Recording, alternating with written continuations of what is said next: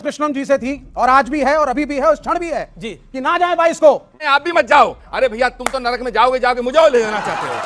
Vote नहीं मांगती है, ना इफ्तार के नाम पर, ना राम पर आपने बड़ी गलत स्टेप कर दी।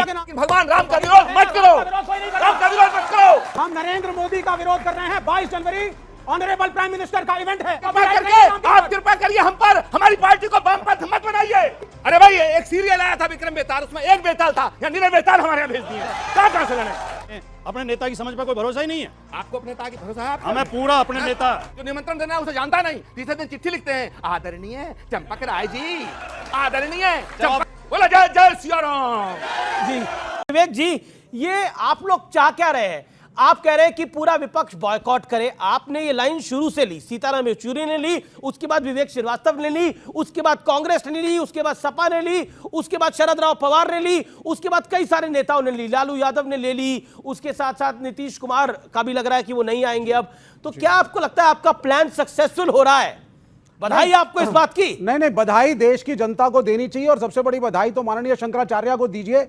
हमारी अपील माननीय प्रमोद कृष्णम जी से थी और आज भी है और अभी भी है, उस क्षण भी है जी कि ना जाए 22 को, और जाना है तो जाए शंकराचार्य के पास। ठीक। लेकिन ये ऐसा चाहते हैं कि जो हाल देश की राजनीति में वामपंथ का हो गया वही कांग्रेस का हो जाए। जी।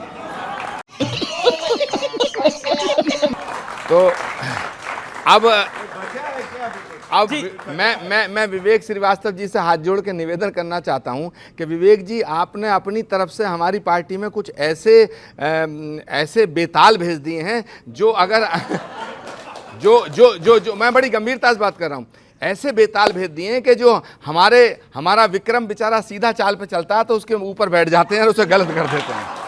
तो ये जो आप मुझे सलाह दे रहे हैं, भगवान की असीम अनुकंपा और परमात्मा की परम कृपा से मुझे निमंत्रण प्राप्त हुआ। भैया मैं भाजपा में नहीं हूं, मुझे भी कह रहे हैं आप भी मत जाओ। अरे भैया तुम तो नरक में जाओगे, मुझे ले जाना चाहते हो।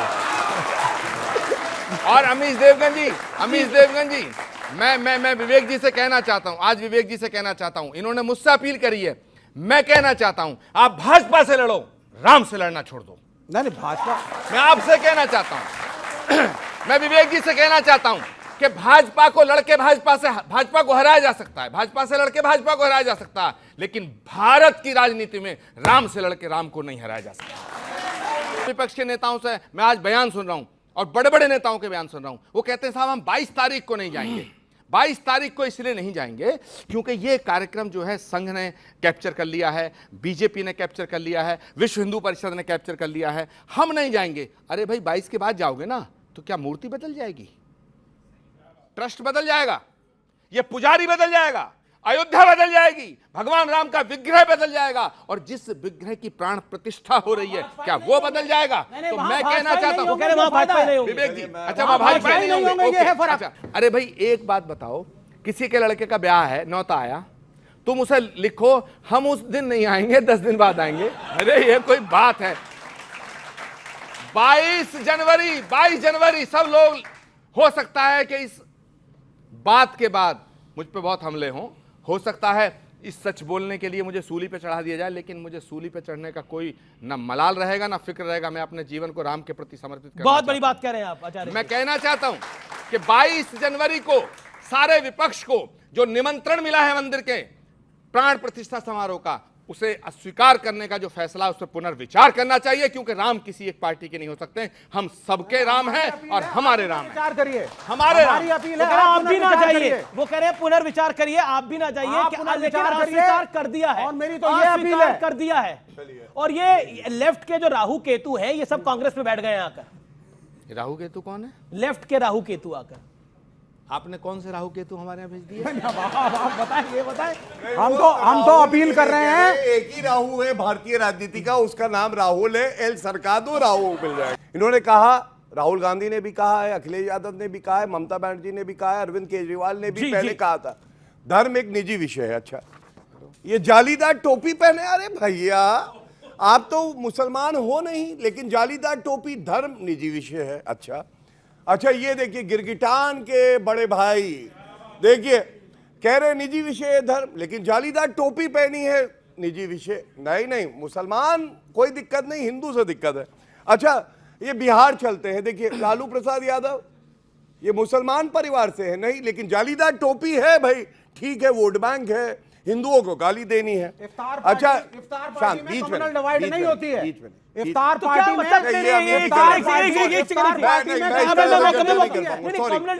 पार्टी में हिंदुओं को गाली नहीं दी जाती। चुप तो क्या प्राण प्रतिष्ठा में आप क्या बात कर रहे हैं? क्या प्राण प्रतिष्ठा में किसी धर्म को गाली दी जा रही है? आप क्या बात कर रहे हैं?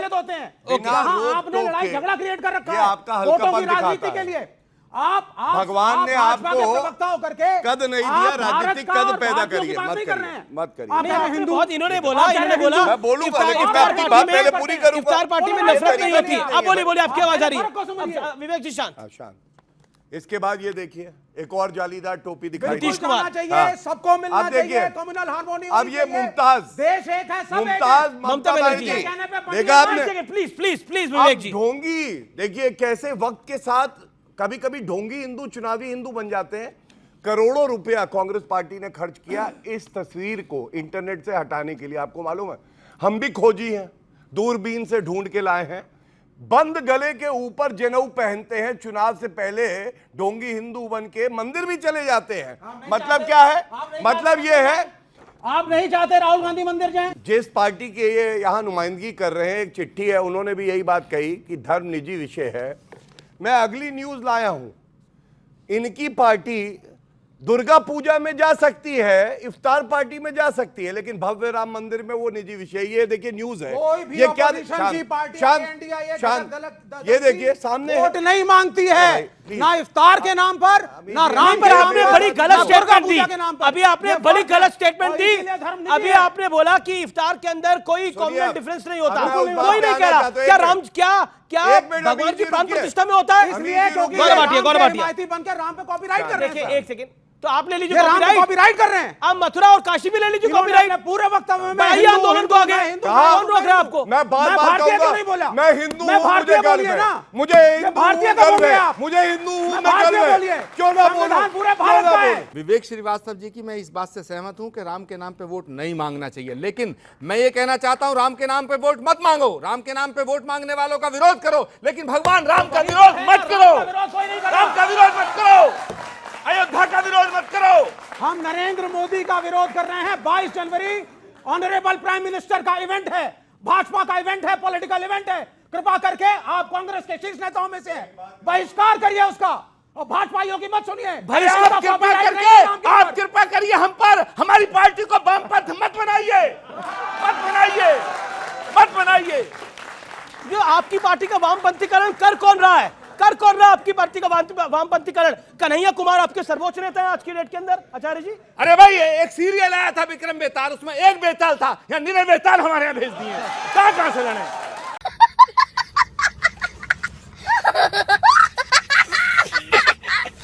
नहीं, मुझे एक बात का बहुत आश्चर्य है और बहुत दुख भी है कि आचार्य प्रमोद कृष्णम जी को अपने नेता पर भरोसा नहीं है।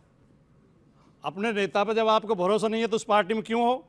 ये कह रहे हैं हमारे नेता को और लोग चला रहे हैं, बेताल चला रहे हैं, अपने नेता की समझ पर कोई भरोसा ही नहीं है। आपको अपने नेता की भरोसा है? आपका? हमें पूरा अपने नेता, हम वो अपने एक दिन कहते हैं कि मैं आज नहीं जाऊंगा, फिर बोलते हैं मैं जो निमंत्रण देना आया, जो निमंत्रण देना है उसे जानता नहीं। तीसरे दिन चिट्ठी लिखते हैं, आदरणीय चंपक राय जी, आदरणीय चंपक राय जी, आपका आभार। वो नेता अच्छे, बोला जय जय सिया राम जी। नहीं, ये नहीं, मायावती जी ने गिर के कह रही है, फिर भी कहते हैं बुआ जी, बुआ जी, बुआ जी, बुआ जी। तो यही तो अरे महानता है भाई, हमारे नेता अरे की। भाई महानता यही तो ठीक है। महानता है। और इनको चालू वो पार्टी सम्मान कहते करते हैं हैं सबका। अच्छा सुनिए, हाँ, और सुनो, मायावती जी ने इनॉग्रेट कहा और ये हमारी पार्टी कहते हैं कांग्रेस चालू पार्टी है, कांग्रेस धोखेबाज पार्टी है। और सुनो, हद तो तब हो गई, बोले कांग्रेस और भाजपा मिले हुए हैं। तो जब कांग्रेस और भाजपा मिले हुए हैं तो इंडिया गठबंधन में रहने का अस्तित्व क्या हो गया?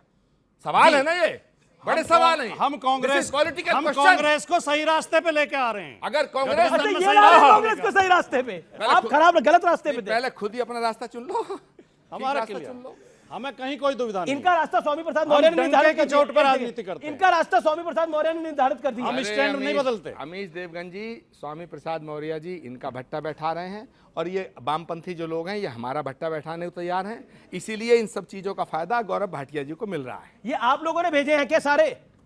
देखिए, ऐसा है, आपका ये कार्यक्रम ऐतिहासिक रहेगा।